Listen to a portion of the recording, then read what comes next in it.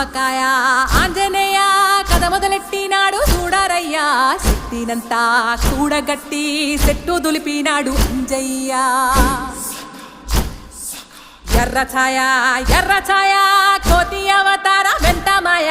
కత్తి సేత పట్టకుండా కాయ కోసినాడు కపిలయ్యా